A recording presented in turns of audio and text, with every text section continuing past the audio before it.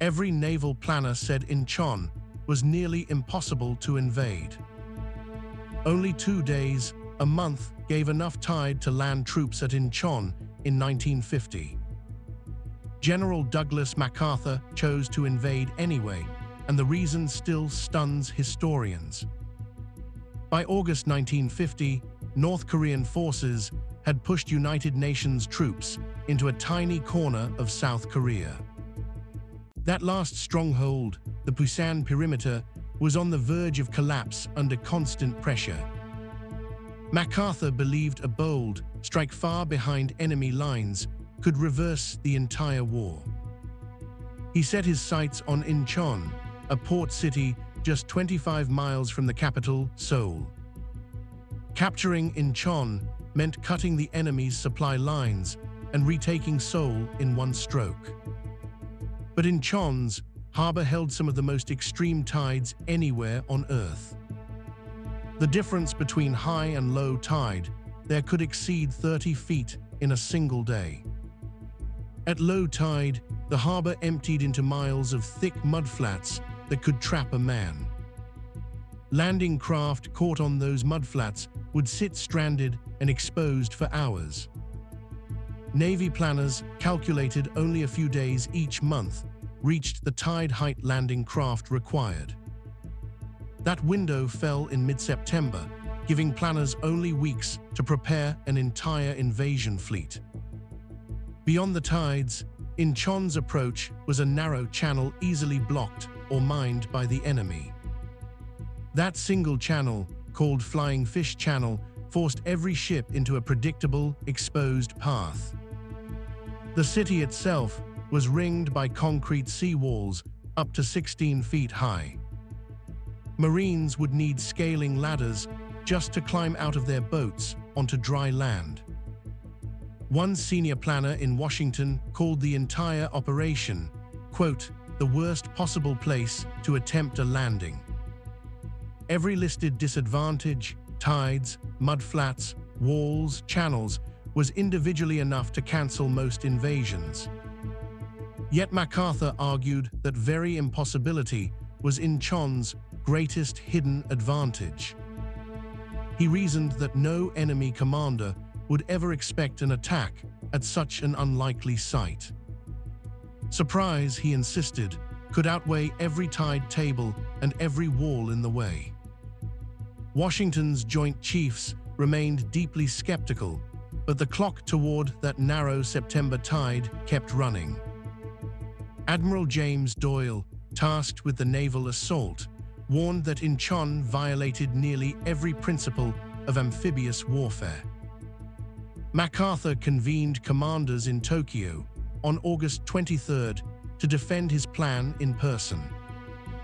For nearly 2 hours, he listened as admirals and generals listed every reason the landing would fail. Then MacArthur rose and delivered what witnesses called one of the most persuasive speeches of his career. He argued the enemy had concentrated almost entirely around the Busan perimeter, leaving Inchon thinly defended. Intelligence estimates placed fewer than 2,000 North Korean troops actually guarding the port itself. MacArthur insisted that hitting such a weak point could collapse the entire North Korean position within weeks. He reportedly told the room, quote, "The very impossibility of the plan guarantees success," unquote.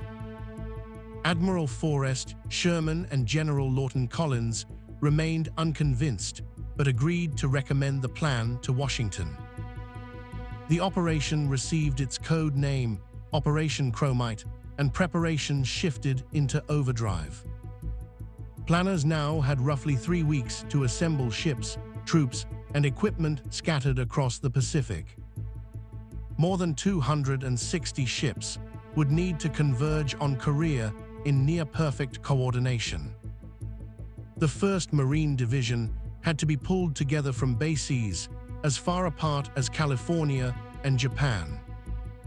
Some units were still training in the United States when their embarkation orders arrived without warning. Meanwhile, engineers raced to design special ladders that could scale Inchon's towering seawalls under fire. These aluminium ladders would hang from the sides of landing craft, ready to drop against the seawall.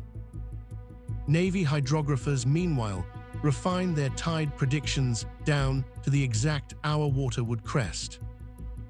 They determined the fleet needed at least 23 feet of water just to clear the mudflats. That level of tide would occur on September 15th, and then not again for nearly a month.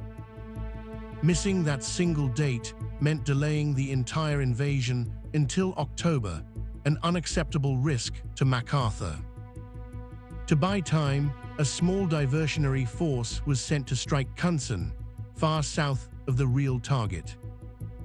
The goal was to convince North Korean commanders the true invasion would land there instead of Inchon. A lone British-led commando team even slipped ashore near Inchon to scout the seawalls at night. Their reports on tides and defenses were smuggled back just days before the fleet set sail. On September 15th, before dawn, the invasion fleet reached its final position off Inchon. The first objective was a small island named Wilmedo, guarding the harbor's only entrance channel. Warships opened fire at dawn, pounding Wilmedo's defenses in a carefully timed preliminary bombardment. Marines stormed ashore at Wilmedo shortly after 8 in the morning, timed exactly to the tide. Resistance on the island collapsed within hours, far faster than planners had dared hope. But Wilmedo's capture created an unexpected problem, tied directly back to the tide itself. The tide dropped so fast that the harbor emptied before the main assault could even begin. For nearly 6 hours, the main invasion force could do nothing but wait offshore. That pause left Marines on Wilmedo isolated, holding the island alone under potential counterattack. Planners had known this gap was coming, a direct consequence of Inchon's punishing tidal swing. As afternoon approached, the tide finally began rising back toward the level ships required. Just after 5 in the afternoon, the main landing force finally moved toward Inchon's seawalls. Marines used the specially built ladders to scale the 16-foot seawalls under enemy fire. Some ladders broke or fell short, forcing Marines to improvise with ropes and rifle butts. Within hours, the first wave secured a foothold inside the city of Inchon itself. North Korean defenders, caught by surprise, offered scattered but disorganized resistance through the night. By the next morning, the port of Inchon was firmly in United Nations hands. MacArthur's gamble on the tide table had worked exactly as he predicted it would. Casualties in the initial assault were remarkably light, far below what planners had feared. With the port secure, thousands of troops and tons of supplies began pouring ashore. The next tidal window would not matter now. The beachhead itself no longer depended on it. Within days, United Nations forces pushed inland, aiming straight for the capital, Seoul. Meanwhile, North Korean commanders far to the south still braced for an attack that never came at Inchon. The deception had bought United Nations forces precious extra days to consolidate their new foothold. By September 17th, forward units reached the outskirts of Kimpo airfield, west of Seoul. Capturing Kimpo gave United Nations forces a working airstrip to resupply troops without relying on the harbor. Meanwhile, the 8th Army still fought desperately to break out of the Busan perimeter far to the south. MacArthur's plan depended on both fronts moving together, squeezing North Korean forces from 2 directions at once.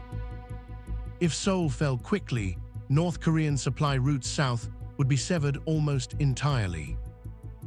But North Korean commanders finally realized Inchon was no diversion and began rushing reinforcements towards Seoul. Fighting for the capital itself soon proved far harder than the initial landing had been. North Korean troops fortified street by street, forcing Marines into grinding house-to-house combat. Barricades built from sandbags and overturned carts slowed the advance at nearly every intersection. MacArthur, however, wanted Seoul liberated by September 25th, exactly 3 months after the war began. That symbolic deadline pushed commanders to press the attack, even as resistance stiffened inside the city. By September 25th, United Nations forces declared Seoul recaptured, though scattered fighting continued for another day. Meanwhile, far to the south, the 8th Army finally broke free of the Busan perimeter entirely. North Korean forces, caught between two advancing armies, began a chaotic retreat northward. Thousands of North Korean troops were cut off entirely, unable to rejoin their retreating main force. Within 2 weeks of the Inchon landing, the entire strategic balance of the war had reversed. United Nations forces that had been pinned in a tiny corner of the peninsula now held the initiative. Historians still credit the operation's success largely to the precision of the Navy's original tide calculations. Without that narrow September window, the entire invasion timetable would have collapsed before it began. Some analysts argue Inchon remains the clearest case of a commander betting an entire war on engineering data. Others note the gamble also relied heavily on North Korea, underestimating the site's feasibility, not just tides. Both factors, precise tidal engineering and complete surprise, had to succeed together for the plan to work. Naval historians consider Inchon one of the few amphibious landings where nearly every stated risk was accurate. And yet the operation succeeded anyway, precisely because those risks were measured, planned for, and timed exactly.